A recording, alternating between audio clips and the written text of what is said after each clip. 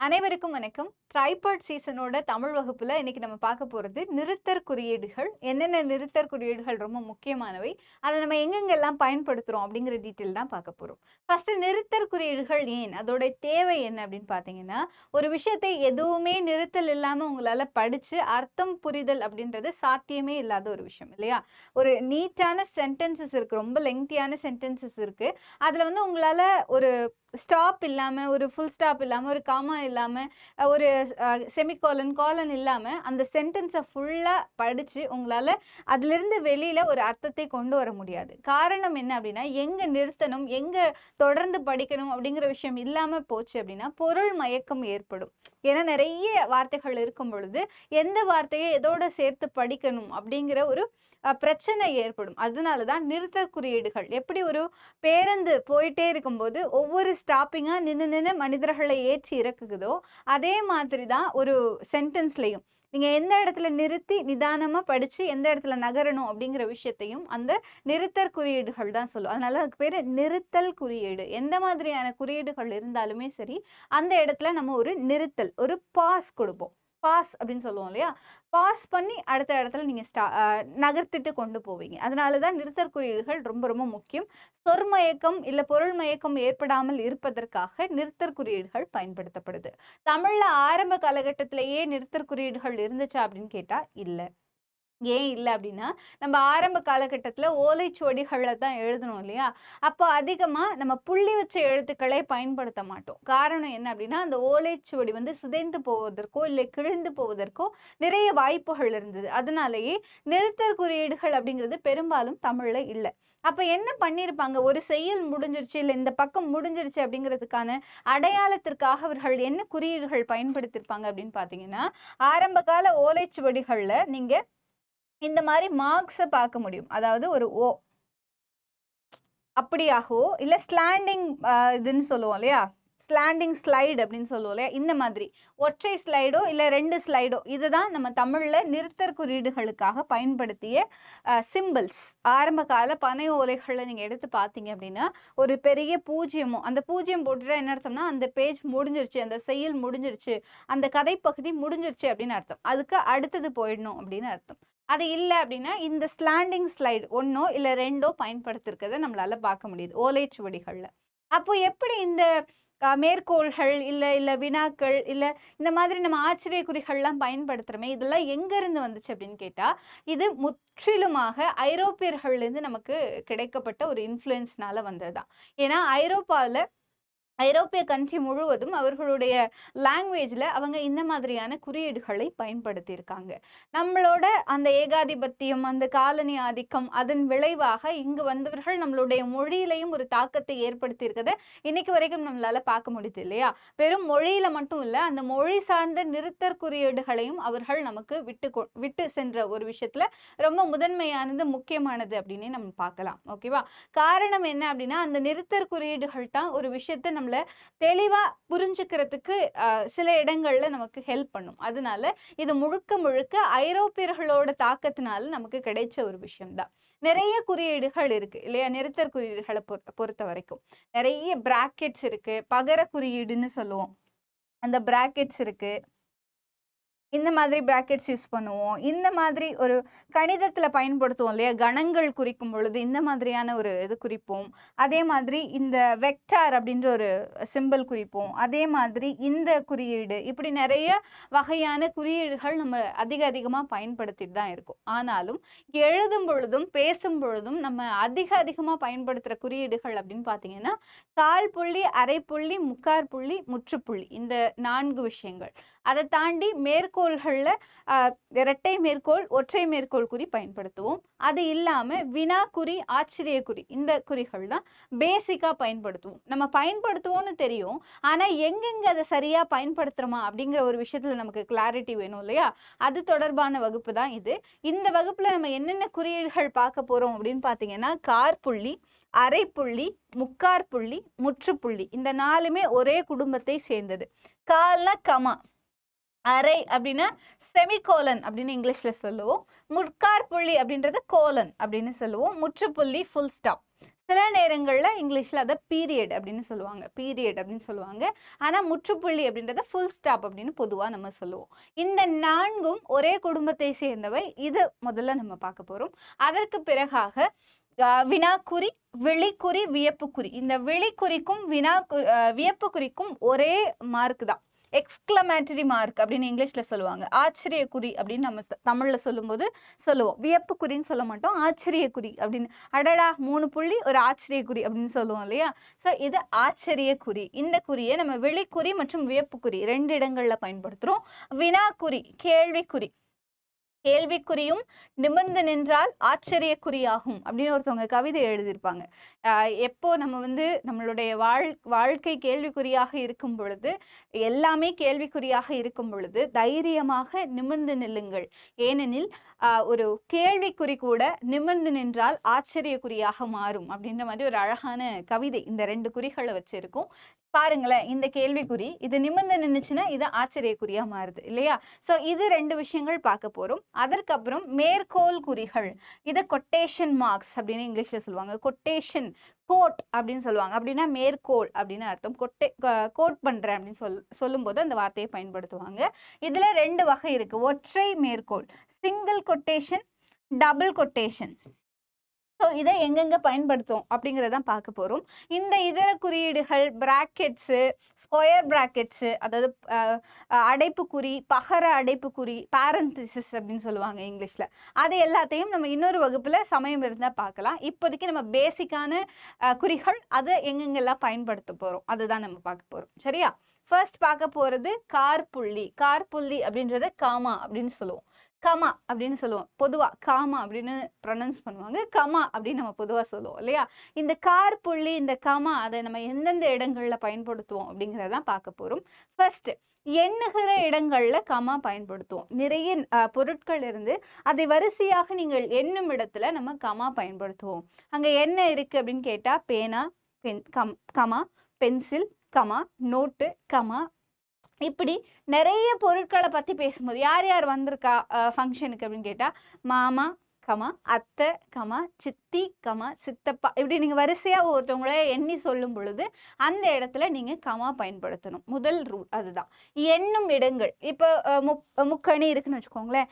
அங்க தட்டுல என்னென்ன இருக்கு அப்படின்னு கேட்டா மா, பலா, வாழை, இந்த பழங்கள் இருக்கு அப்படின்னு சொல்லும் பொழுது ஒவ்வொரு பொருளையும் எண்ணும் போது, தனித்தனியா சொல்லும் போது அந்த இடங்கள்ல நீங்க காமா பயன்படுத்தணும்.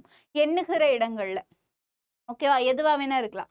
சேரர், சோழர், பாண்டியர் இவர்களை மூவேந்தர்கள் என அழைப்போம் அப்படின்னு சொல்றோம்னா சேரர், கமா, சோழர், கமா, பாண்டியர். அந்த பாண்டியருக்கு அப்புறம் கமா போடணுமா அப்படின்னு கேட்டா தேவையில்லை. அதுக்கு மேல எண்றதுக்கு எந்த வார்த்தையும் இல்லை அப்படிங்கிற பட்சத்துல அந்த இடத்துலயே நீங்க அந்த கமா போட வேண்டிய அவசியம் இல்லை. ஓகேவா? மா, பழா, வாழை, இதுக்கப்புறம் எந்த பழத்தை பத்தி நீங்க பேசலைன்னா இந்த இடத்துல கமா தேவையில்லை. புரிஞ்சுதா? இதுதான் ஃபர்ஸ்ட். ரெண்டாவது, கடிதத்தின் விழிமுன். விழிமுன் அப்படின்னா என்னன்னா அழைக்கிறது. இப்போ கடிதம் எழுதிட்டு ரெஸ்பெக்டட் சார், ரெஸ்பெக்டட் மேம் அப்படின்னு போடுவோம் இல்லையா? மரியாதைக்குரிய ஐயா, மரியாதைக்குரிய அம்மையீர், இல்லை அன்புள்ள நண்பா, அன்புள்ள, அந்த மாதிரி நம்ம சொல்லுவோம் இல்லையா? அந்த மாதிரி கூப்பிடுற இடத்துல நம்ம என்ன பண்ணணும் அப்படின்னா கமா பயன்படுத்தணும். ஓகே, கூப்பிடுற இடத்துல கமா பயன்படுத்தணும். கடிதத்தில் விழிமுன்னில் நம்ம கமா பயன்படுத்தணும். இது 2வது இடம். 3வது இடம் அப்படின்னா வினை எச்சங்களுக்கு பின் கமா வரும்.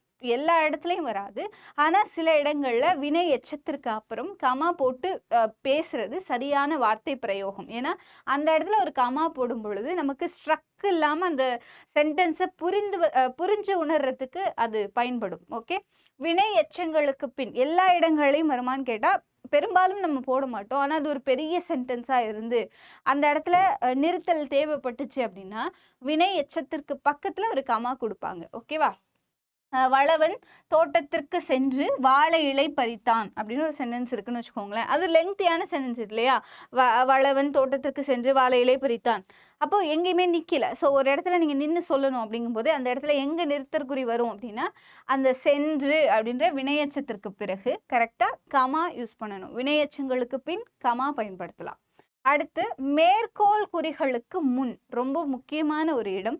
மேற்கோள் ஏதாவது கொடுக்க போறீங்க, யாராவது சொன்னதை சொல்ல போறீங்க அப்படின்னா அதற்கு முன்னாடி, அந்த மேற்கோள் ஸ்டார்ட் பண்றதுக்கு முன்னாடி இடம் இருக்கும் இல்லையா, அந்த இடத்துல கமா பயன்படுத்தணும். ஓகே. பாரதியார் அச்சமில்லை அச்சமில்லை அச்சம் என்பதில்லையே என்று பாடினார் அப்படின்னு அந்த மேற்கோளை நீங்க கொடுக்க போறீங்க அப்படின்னா, அந்த மேற்கோள் ஸ்டார்ட் ஆகிறதுக்கு முன்னாடி அந்த பாரதியார் போடுறீங்க இல்லையா, அந்த இடத்துல கமா பயன்படுத்தணும். ஏதாவது ஒரு மேற்கோளை நீங்க காட்ட போறீங்க அப்படின்னா அதற்கு முன்பாக கமா பயன்படுத்தணும். கிளியரா? இந்த இடம் பாருங்க. அவள் போய் வருகிறேன் என்றால், நான் போயிட்டு வரேன் அப்படின்னு அவ சொல்றா. அவள் போய் வருகிறேன், அவள் சொன்னதை அப்படியே நீங்க சொல்றீங்க. இது ஒரு மேற்கோள். அப்போ அந்த மேற்கோளுக்கு முன்னதாக நம்ம என்ன பயன்படுத்தணும்னா கமா பயன்படுத்தணும்.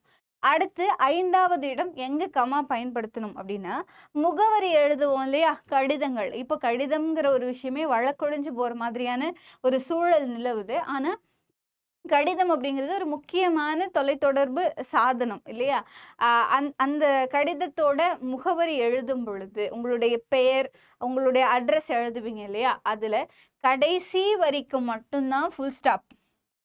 அதற்கு மேல நீங்க என்ன எழுதினாலும் கமா தான் போடணும். உங்களுடைய பெயர் ஆண்டாள், நம்பர் போடுறீங்க, வீட்டு நம்பர் 110, தென்றல் நகர், கமா உங்க ஊர் பேர் சிக்கல், இல்லை ஏதோ ஒரு திருச்சி, இல்லை ஏதோ ஒரு ஊர் பேர் போறீங்கன்னா அதுக்கு கமா. அதுக்கப்புறம் அந்த மாவட்டம் போடுவீங்க இல்லையா, அதுதான் கடைசி அப்படின்னா அந்த இடத்துல நீங்க ஃபுல் ஸ்டாப் வைக்கணும். அதுக்கு மேல எல்லா இடத்துலையும் நீங்க கமா தான் பயன்படுத்தணும். அந்த முகவரியில என்ன குறி ரொம்ப மேலோங்கி இருக்கும் அப்படின்னு பாத்தீங்கன்னா கமா மட்டும்தான் இருக்கும். நம்ம பெயர்ல ஆரம்பிச்சு வரிசையாக எல்லா இடத்துலையும் நீங்க கமா பயன்படுத்தணும். இது ஒரு முக்கியமான இடங்கள். இதை தாண்டி நிறைய இடங்கள் இருக்கு. சில நேரங்கள்ல நம்ம டிகிரி பயன்படுத்துவோம் இல்லையா, நம்மளோட டிகிரிக்கு அப்புறம் நம்ம வந்து கமா பயன்படுத்துவோம். நம்மளோட பெயருக்கு பின்னாடி ஒரு கமா பயன்படுத்திட்டு அங்க டிகிரி போடுறவங்க இருக்காங்க. இந்த மாதிரி நிறைய இடங்கள் இருக்கு. ஆனா ரொம்ப முக்கியமான இடங்கள் இந்த 5 தான். எண்ணுகிற இடங்கள்ல கமா பயன்படுத்தணும். கடிதத்தோட அழைப்பு, அன்புள்ள நண்பா, இல்லை மரியாதைக்குரிய அம்மையர் அப்படின்னு நீங்கள் அழைக்கும் பொழுது, அவங்களை கூப்பிட்டு பேச போகும்போது அந்த இடத்துல நீங்கள் கமா பயன்படுத்தணும். வினை எச்சங்களுக்கு பின்னாடி நீங்கள் கமா பயன்படுத்தணும். மேற்கோள் குறிகளுக்கு முன்னால் நீங்கள் கமா பயன்படுத்தணும். முகவரியின் இறுதி வரியை தவிர்த்து மற்ற இடங்கள்ல, ஏனைய வரிகளில் நீங்கள் கமா பயன்படுத்தணும். ஓகேவா? இதுதான் காற்புள்ளி தொடர்பான தகவல்கள். அடுத்து நம்ம பார்க்க போகிறது அரைப்புள்ளி. அரைப்புள்ளி அப்படின்னா செமிகோலன். இங்கிலீஷில் வந்து அரை அப்படின்னா செமி அப்படின்ற வார்த்தையை பயன்படுத்துவாங்க. செமிகோலன் அப்படின்னா அரைப்புள்ளி அப்படின்னு அர்த்தம். ஓகேவா? ஆங்கிலத்திலிருந்து தான் பெரும்பாலும் ஐரோப்பிய கண்ட்ரீஸ்லேருந்து வந்தது அப்படின்றதுனால அப்படியே அதை நம்ம டிரான்ஸ்லேட் பண்ணியிருக்கோம். அதனால தான் அரைப்புள்ளி அப்படின்னு சொல்கிறாங்க. ஓகே. அரைப்புள்ளி எங்க பெரும்பாலும் வரும் அப்படின்னா, ஓர் எழுவாய் பல பயனிலைகளை கொண்டு முடியும் தொடர்கள். இதை வந்து நம்ம தொடர் வகைகள்ல நீங்க பார்க்கும்போது பார்க்கலாம்.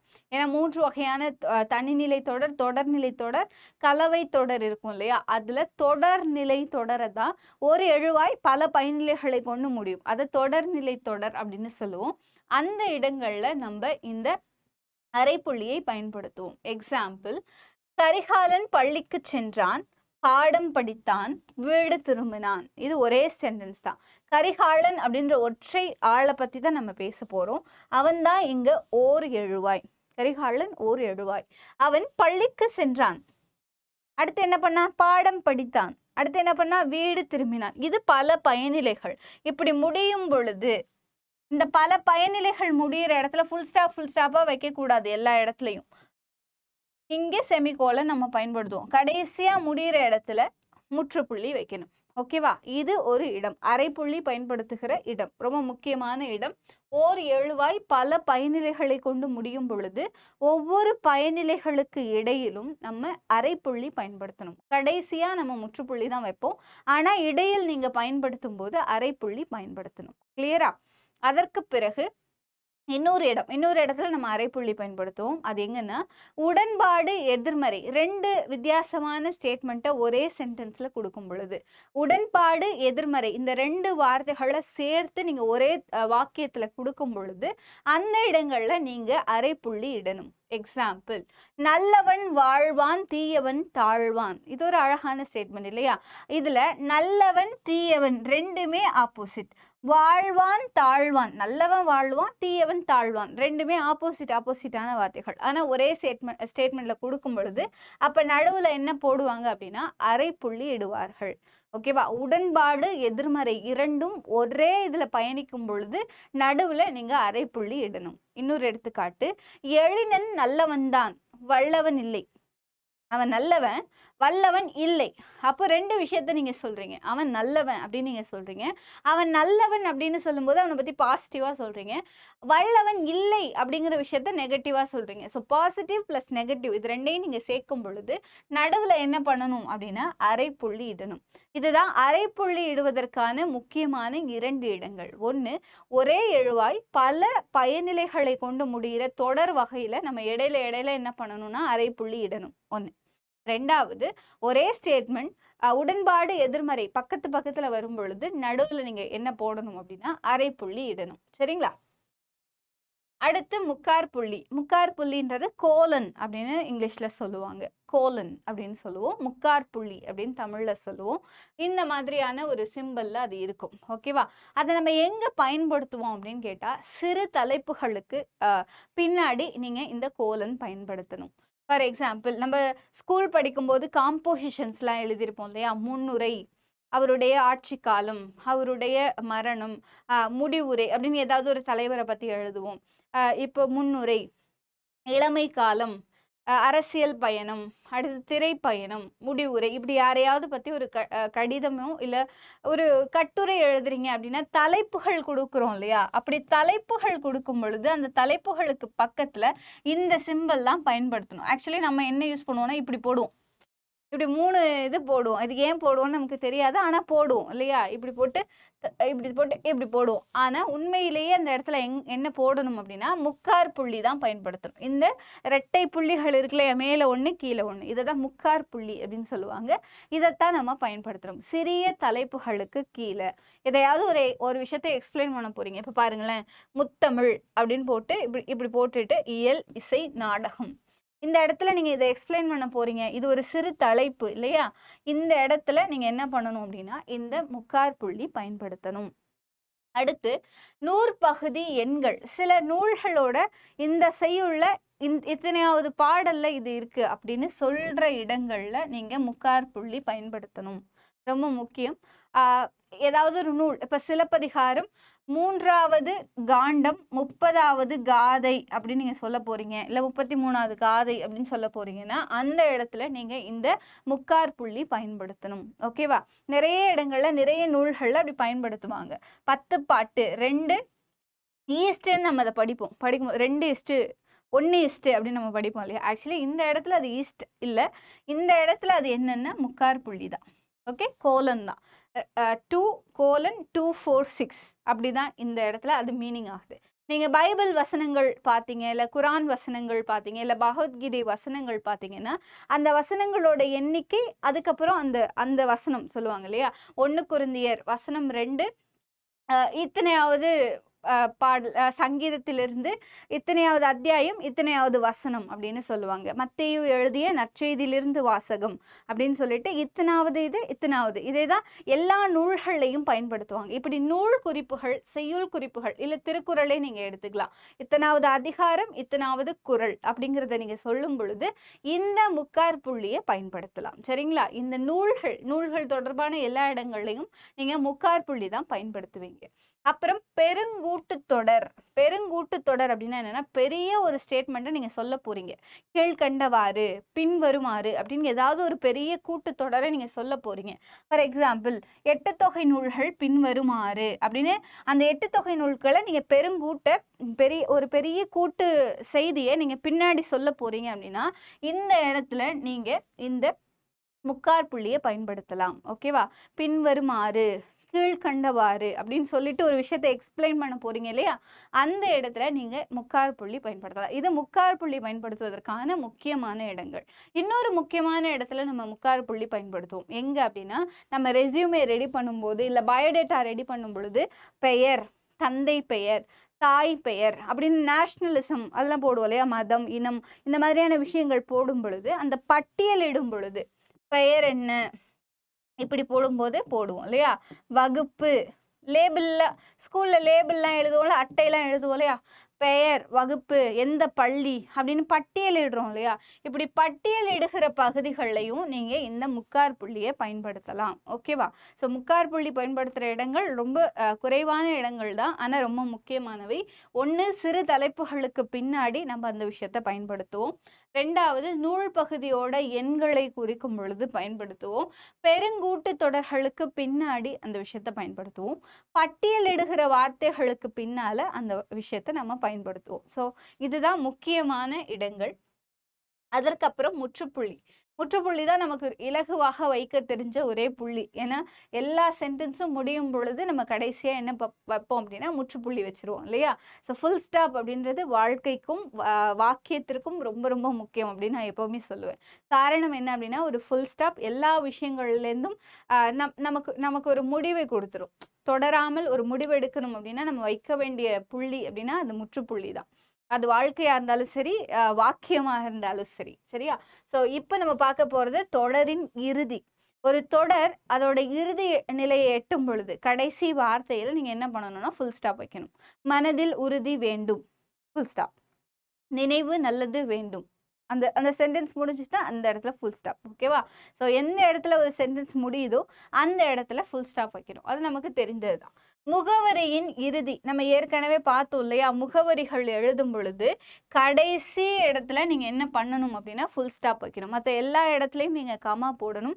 ஆனால் கடைசி ஸ்டேட்மெண்ட், கடைசி முடியுது இல்லையா, அந்த இடத்துல நீங்கள் ஃபுல் ஸ்டாப் தான் வைக்கணும். ஸோ முகவரியின் இறுதி வரியில் நீங்கள் ஃபுல் ஸ்டாப் வைக்கணும். அடுத்து சொல் குறுக்கங்கள், அதாவது ஷார்ட் ஃபார்ம்ஸ் அப்படின்னு சொல்லுவோம் இல்லையா, சில வார்த்தைகளை சொல்லும்போது ஷார்ட்டாக சொல்லுவோம். முக்கியமாக இதை ஆங்கிலத்தில் பயன்படுத்துவாங்க.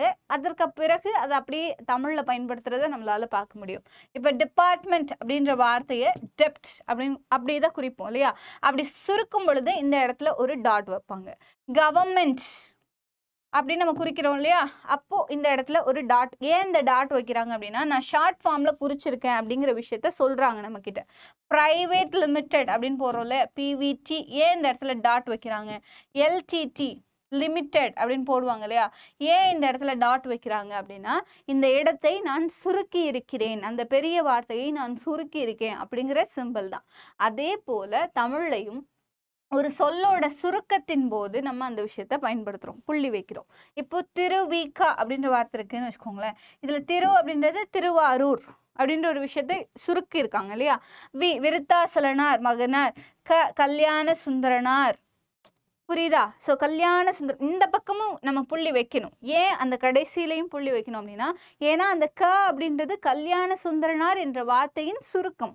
அதனால தான் எல்லா இடங்கள்லையும் நீங்கள் முற்றுப்புள்ளி வைக்கிறீங்க.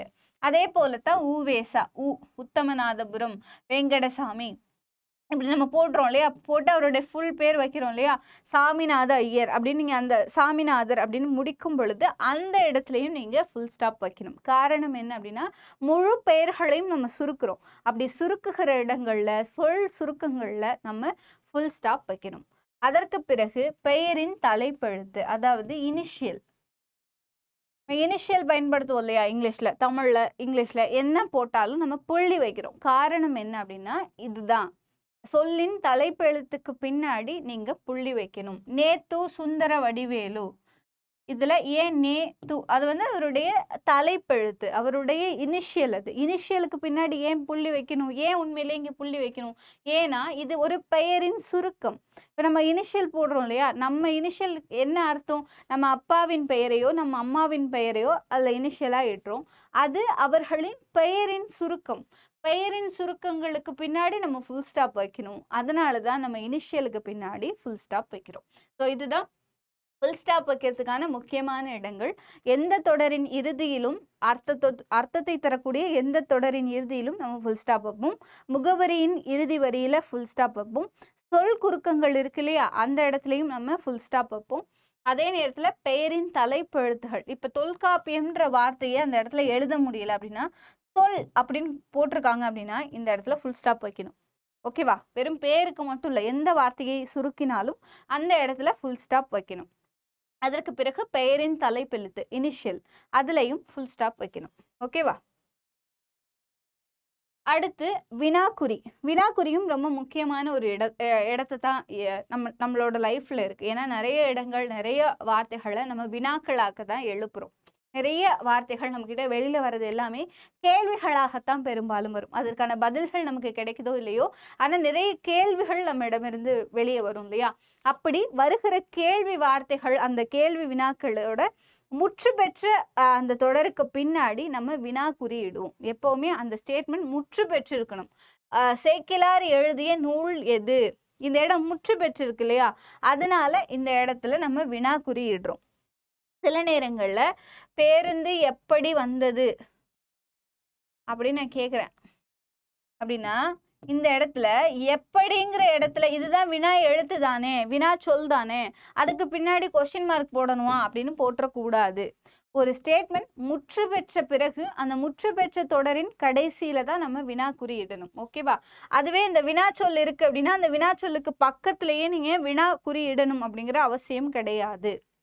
எப்படி, ஏன், எவ்வளவு, எதற்கு, இந்த மாதிரி நிறைய வினா தொடர்கள், யார், யாரது, யாவை, எது, இந்த மாதிரி நிறைய வினா சொற்கள் இருக்கு இல்லையா?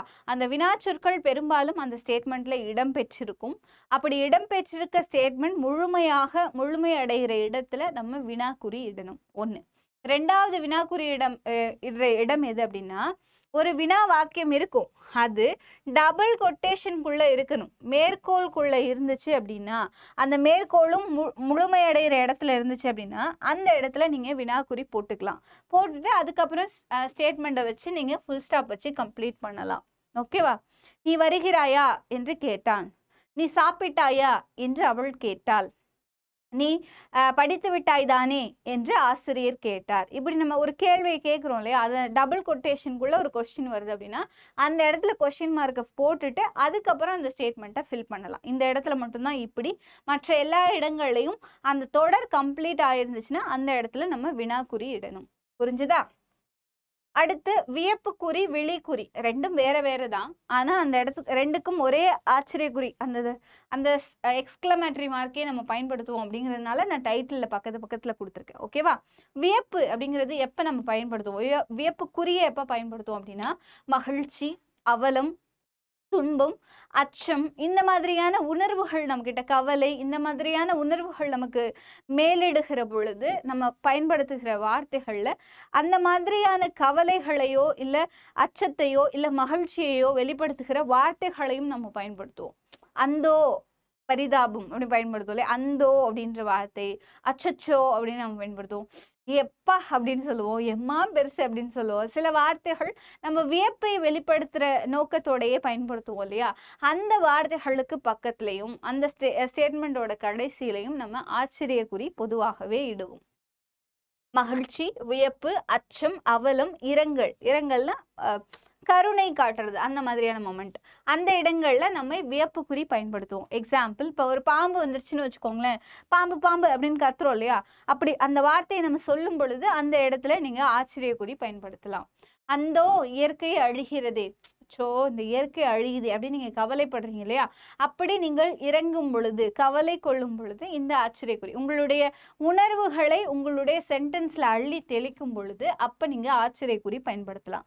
உங்களுடைய உணர்வை, உங்க உள்ளத்தின் அந்த கிளர்ச்சியை அந்த வார்த்தைகள்ல நீங்க பயன்படுத்துறீங்க அப்படின்னா அந்த இடங்கள்ல நீங்க ஆச்சரியக்குறியை பயன்படுத்தலாம். இமயமலையின் உயரம்தான் என்ன, பா எவ்வளோ உயரம் அப்படி சொல்லுவோம் இல்லையா? அப்படி தென்னைமரம் எவ்வளோ உயரமா இருக்கு பாரு அப்படின்னு ஏதோ ஒரு விஷயத்தை நீங்க வியந்து பார்க்கும் பொழுதோ, இல்லை கவலைப்பட்டு பார்க்கும் பொழுதோ, இல்லை அச்சத்தோட பார்க்கும் பொழுதோ, உங்களுடைய உணர்வு அந்த ஸ்டேட்மெண்ட்ல தெரிஞ்சது அப்படின்னா, உணர்ச்சி தெரிஞ்சது அப்படின்னா அதற்கு நீங்க ஆச்சரியக்குறி பயன்படுத்தலாம். ஆனா நம்ம காமனா பண்ற ஒரு மிஸ்டேக் என்ன அப்படின்னா, வரிசையா ஆச்சரியக்குறி என்ன பண்ணுவோம், 1 2 3 இப்படி போடுவோம். 1 2 3 4 வரிசையா போட்டுட்டு இருப்போம் இல்லையா? இல்ல 1 2 இப்படி பயன்படுத்துவோம். இப்படி ஆச்சரியக்குறிகளை பயன்படுத்தக்கூடாது.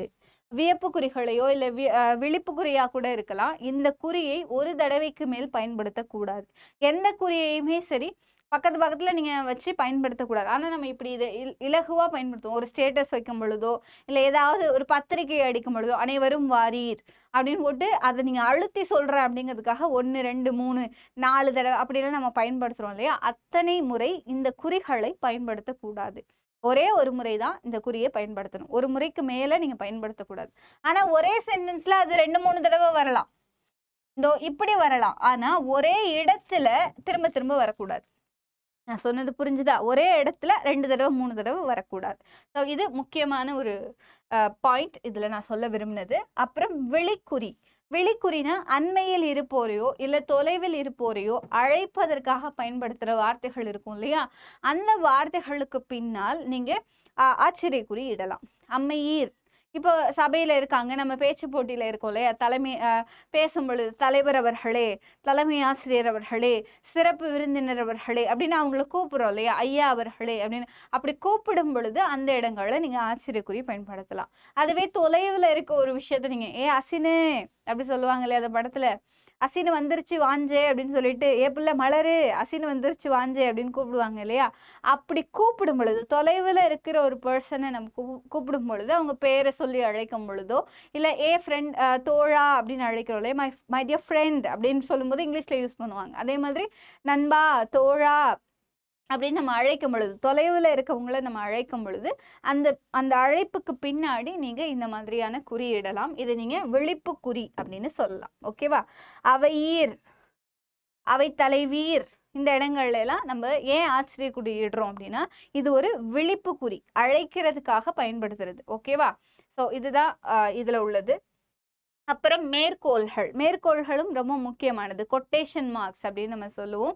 2 வகையான கொட்டேஷன்ஸ் நம்ம பொதுவாக பயன்படுத்துவோம். ஒன்று சிங்கிள் கொட்டேஷன், இன்னொன்று டபுள் கொட்டேஷன்.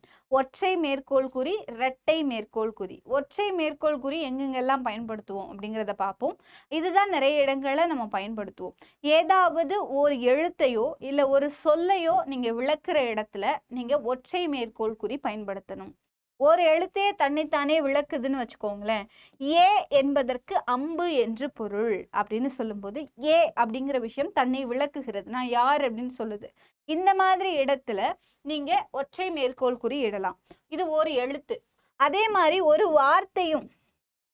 வார்த்தை குறித்து நீங்க விளக்க போறீங்க அப்படின்னா, இப்ப மேற்கோள் என்றால் என்ன என்பதை நான் விளக்கிட்டு இருக்கேன்னு வச்சுக்கோங்களேன். மேற்கோள் என்பது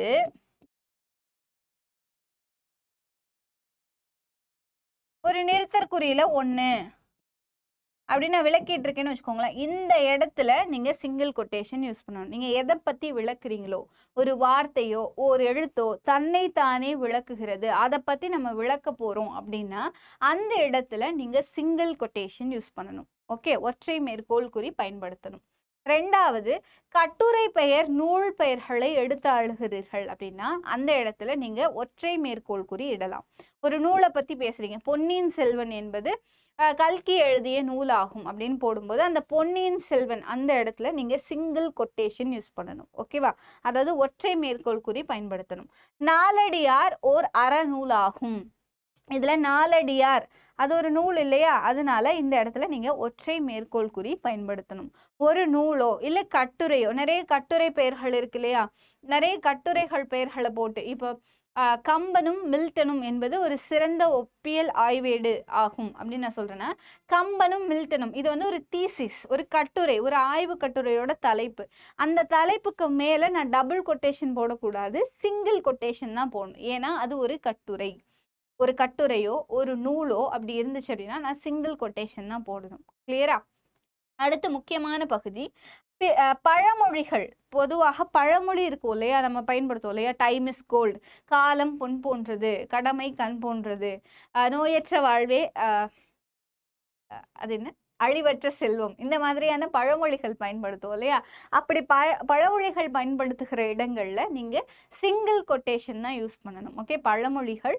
பிறரின் கூற்று பகுதிகளை நீங்க அப்படியே சொல்றப்போ, அதாவது ஒருத்தவங்க சொல்லியிருப்பாங்க, அது எக்ஸாக்டா உங்களுக்கு சொல்ல தெரியாது, ஆனா இதே மாதிரி இன்னொரு என்ன வார்த்தைகளை பயன்படுத்தி நீங்க அந்த விஷயத்த சொல்லுவீங்க இல்லையா?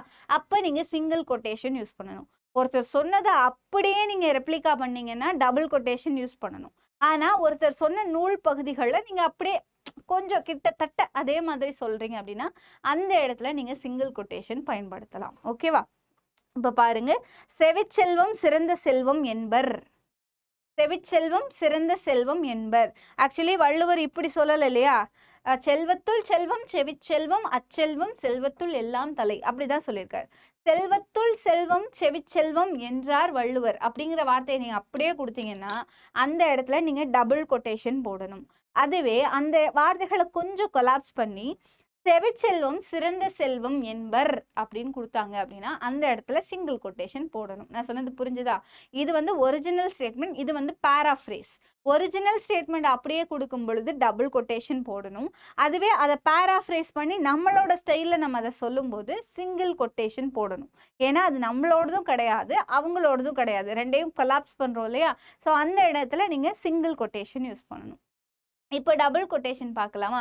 டபுள் கொட்டேஷன் 2 இடங்கள்ல தான் பயன்படுத்துவோம். ஒன்று, நேர்கூற்று தொடர்கள். நேர்கூற்று அயர்கூற்று அப்படின்ற 2 கூற்று வகைகள் இருக்கு இல்லையா? அதில் டைரக்ட் ஸ்பீச் நேர்கூற்று அப்படின்னு சொல்லுவோம். ஒருத்தவங்க சொன்ன விஷயத்தை அப்படியே சொல்வதை நேர்கூற்று அப்படின்னு சொல்லுவோம். நான் வருவேன் என்றான் கண்ணன். ஓகேவா? ஒரு ஸ்டேட்மெண்ட் இருக்குன்னு வச்சுக்கோங்களேன், அதில் நான் வருவேன் அப்படின்னு அவன் சொன்னதை அப்படியே சொல்கிறோம் இல்லையா? அந்த இடத்துல நம்ம டபுள் கொட்டேஷன் யூஸ் பண்ணுவோம். இது ஏற்கனவே பார்த்ததா? டபுள் கொட்டேஷன் ஒருத்தவங்க சொன்ன விஷயத்தை அப்படியே சொல்லும் பொழுது, அப்படியே பிரதிபலிக்கும் பொழுது நீங்கள் டபுள் கொட்டேஷன் யூஸ் பண்ணுவீங்க. இது நேர்கூற்றில் மட்டும்தான், அயர்கூற்றில் டபுள் கொட்டேஷன் கிடையாது. இதுதான் நேர்கூற்றும் அயர்கூற்றையும் கண்டுபிடிப்பதற்கான முதல் அடிப்படையான விஷயம். டபுள் கொட்டேஷன் இருந்துச்சுன்னா அது நேர்கூற்று, டபுள் கொட்டேஷன் இல்லை அப்படின்னா அது அயர்கூற்று அப்படின்னே ஒரு முடிவுக்கு வரலாம். ஏன்னா அந்த டபுள் கொட்டேஷனுங்கிறது அவ்வளவு முக்கியமானது. ஸோ அது நேர்கூற்று தொடர்களில் நம்ம பயன்படுத்துவோம். 2வது எந்த இடம்னா மேற்கோள்கள். அதாவது ஒருத்தவங்க சொன்ன விஷயத்தை அப்படியே சொல்லும் பொழுது, ஒருத்தவங்க பயன்படுத்தின வார்த்தைகளை அப்படியே பயன்படுத்துகிற போது, அது பாடலாக இருக்கலாம், கவிதையாக இருக்கலாம், கட்டுரையின் சிறு ஒரு இடத்தை மட்டும் நீங்கள் எடுத்து பேசலாம், எதுவாக வேணா இருக்கலாம். அவங்க சொன்னதை அப்படியே நீங்கள் சொல்கிற போது அதை நீங்கள் டபுள் கொட்டேஷனில் பயன்படுத்தணும். சாதிகள் இல்லையடி பாப்பா என்றார் பாரதி. இதுல சாதிகள் இல்லையடி பாப்பான்றது அவருடைய பாடல், அதை அப்படியே எடுத்திருக்கோம் இல்லையா?